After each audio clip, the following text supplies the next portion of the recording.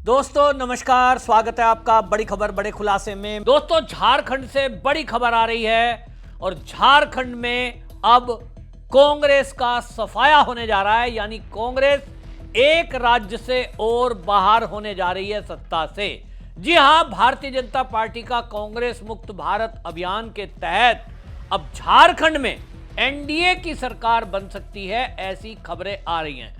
असल में ऐसी खबरें बिहार चुनाव के बाद से आ रही थी, क्योंकि बिहार चुनाव में हेमंत सोरेन ने, जो कांग्रेस है, इंडी गठबंधन है, इनसे 6 सीटें मांगी थी और इनको 6 सीट नहीं दी, जबकि इन्होंने सिंबल बांट दिया था और उसके बाद भी उनको मना कर दिया गया कि आप अपने जो प्रत्याशी हैं उनको वापसी करो।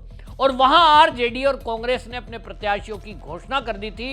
हेमंत सोरेन ने इसको अपना अपमान माना था और तभी से ये कयास लगाए जा रहे थे कि अब हेमंत सोरेन कभी भी इंडी गठबंधन से नाता तोड़ सकते हैं।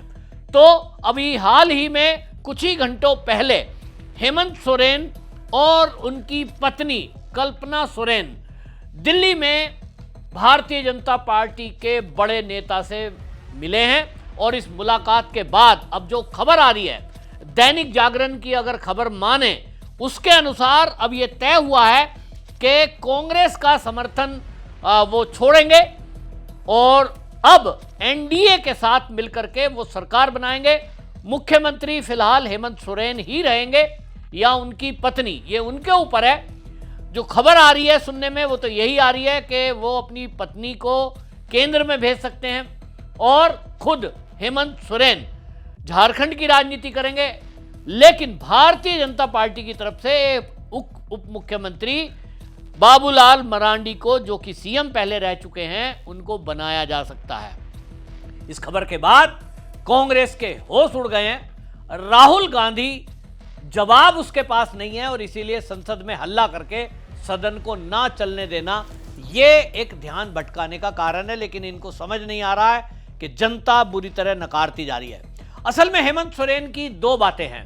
एक तो इंडी गठबंधन में राहुल गांधी आरजेडी के द्वारा उनका किया गया अपमान। दूसरा, हेमंत सोरेन की एक मजबूरी भी है कि उन्होंने सत्ता में आने के लिए चुनाव से पहले जो वादे जनता से किए झारखंड की, उसमें एक उन्होंने मैया सम्मान योजना के लिए 2500 रुपए हर महीना देना, यह घोषणा की थी। धान का समर्थन मूल्य 3200 रुपए प्रति क्विंटल की घोषणा की थी। अब इनको देने के लिए पैसा उनके पास नहीं है। यह हालात हालांकि कांग्रेस के कई राज्यों में है। हिमाचल प्रदेश का हाल हमने देख लिया, अरबों रुपए के वो कर्जे में है। इसी तरह कर्नाटक का हाल हमने देख लिया, सत्ता में आने के लिए जो भी वादे करते हैं उसके लिए खजाना खाली है, विकास के काम ठप हैं। तो झारखंड में ये सब चल रहा है। दूसरी तरफ कांग्रेस का समर्थन लेकर हेमंत सोरेन ने जो सरकार बनाई, ये देखने में आया है और पब्लिक का दबाव हेमंत सोरेन तक काफी है कि वहां जो वनवासी लोग हैं वो उनको धर्मांतरण वहां मिशनरीज कर रही हैं और मिशनरियों पे अगर कोई कार्रवाई हेमंत सोरेन करते हैं, उनकी पुलिस करती है, तो उस पर प्रेशर कांग्रेस का आता है। ये एक तरह से ये कहें डायरेक्ट इनडायरेक्ट कांग्रेस उन मिशनरियों के सपोर्ट में है और ये हेमंत सोरेन को कतई नागवार गुजर रहा है। हेमंत सोरेन जो आदिवासी हैं, उनके जल जंगल जमीन की रक्षा के लिए कृतिबद्ध हैं। खुद वो इसी समाज से आते हैं और बड़ी संख्या में जो धर्मांतरण वहां हो रहा है उसको वो खुद ही रोकना चाहते हैं। एक तरफ बांग्लादेशी घुसपैठिए साजिश करके झारखंड में वहां की बेटियों से शादी कर रहे हैं और जमीन पर कब्जे कर रहे हैं। दूसरी तरफ मिशनरियां धर्मांतरण कर रही हैं। एक बड़ी संख्या में वहां जो नक्सली थे उनको मिटाने में पिछली सरकारों ने जिस तरह से काम किया, लेकिन आज 11 साल से मोदी सरकार जिस तरह से काम कर रही है उसमें बड़ा अंतर है। अमित शाह जी ने नक्सलियों को मार्च 2026 तक पूरी तरह समाप्त करने की जो डेडलाइन दी है, बड़ी संख्या में मारे जा रहे हैं। हिडमा मारा गया अभी, और बड़ी संख्या में इसी वजह से नक्सली सरेंडर कर रहे हैं। तो हेमंत सोरेन को समझ में आ गया कि राज्य के अंदर शांति व्यवस्था कायम करना हो, लॉ एंड ऑर्डर की सिचुएशन हो या नक्सल मुक्त झारखंड हो, वहां जो मिशनरियां हैं, धर्मांतरण है, उसको रोकने की बात हो, केंद्र सरकार की मदद से वो अच्छे से हो सकता है। दूसरा, जो उन्होंने जनता को लुभावने वादे किए थे उसको तो पूरा किया ही नहीं जा सकता यदि केंद्र का सपोर्ट ना हो। या तो विकास रुकेगा या तो योजना रुकेगी। और इसलिए उनको समझ में आ गया कि इसमें एक ही तीर से कई निशाने साध सकते हैं। एनडीए के शामिल होने में जो कंडीशनें उन्होंने रखी वो मुख्यमंत्री की थी, निश्चित रूप से उनकी सीटें भी ज्यादा हैं। अब उसके कारण से ये तय हो गया है फॉर्मूला, जैसा महाराष्ट्र में हुआ था और मैंने आपको पहले भी बताया था कि बीजेपी का डिप्टी सीएम रहेगा। तो बाबूलाल मरांडी अनुभवी नेता हैं, प्रसिद्ध नेता हैं, उनको वहां डिप्टी सीएम रखा जा सकता है। और बिहार में जिस तरह से सम्राट चौधरी को डिप्टी सीएम रखकर गृह विभाग उनको दिया गया है, अब यह लग रहा है कि गृह विभाग पर कोई बात हुई है। हालांकि अभी फाइनल क्या हुआ है ये केवल मेरा अंदाजा है कि गृह मंत्रालय भारतीय जनता पार्टी अपने आप रखकर ये जो मिशनरियां हैं, ये जो घुसपैठिए हैं और जो बुलडोजर एक्शन की जरूरत अब झारखंड में पड़ रही है, निश्चित रूप से भारतीय जनता पार्टी उसको सख्ती से कर सकती है। और इसीलिए इसमें केवल इतनी मांग की होगी बीजेपी ने, ऐसा मुझे दिखाई दे रहा है कि गृह मंत्रालय हमारे डिप्टी सीएम के पास रहे। आपस में टकराव दोनों नेताओं का अक्सर रहा है, बाबूलाल मरांडी और हेमंत सोरेन का, क्योंकि वे पक्ष और प्रतिपक्ष है।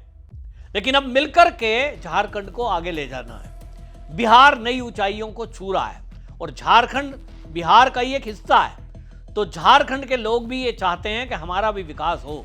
झारखंड विकास में पिछड़ा हुआ है, ना वहां ट्रेन है बहुत ज्यादा, सरकारी बसें तो चलती ही नहीं है, सड़कें, डिस्पेंसरियां, अस्पताल और स्कूल बहुत जरूरत है।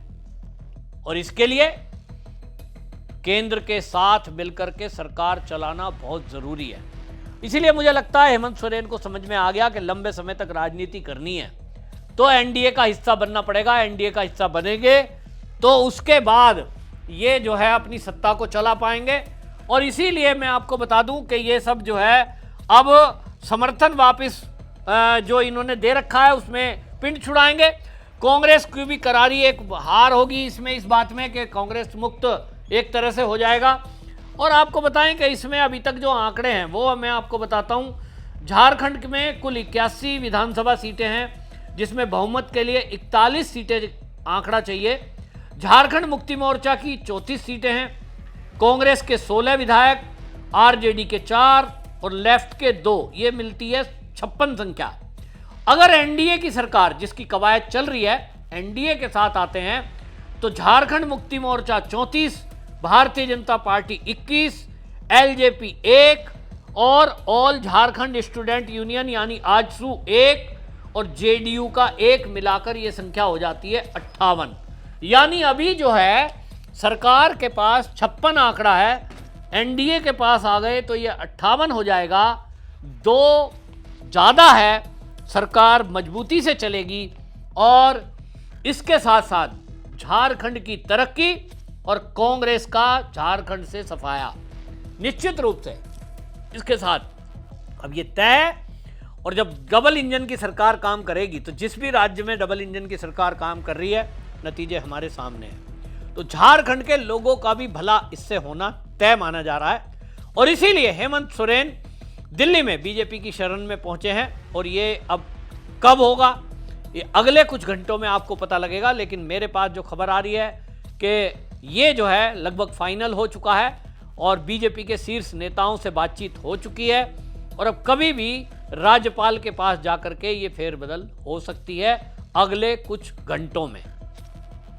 आपकी क्या राय है? क्या ये कदम ठीक है बीजेपी का? क्या झारखंड की जनता के लिए जैसा मैंने कहा ये हित में रहेगा? अपनी राय जरूर रखें, वीडियो शेयर करें। वंदे मातरम।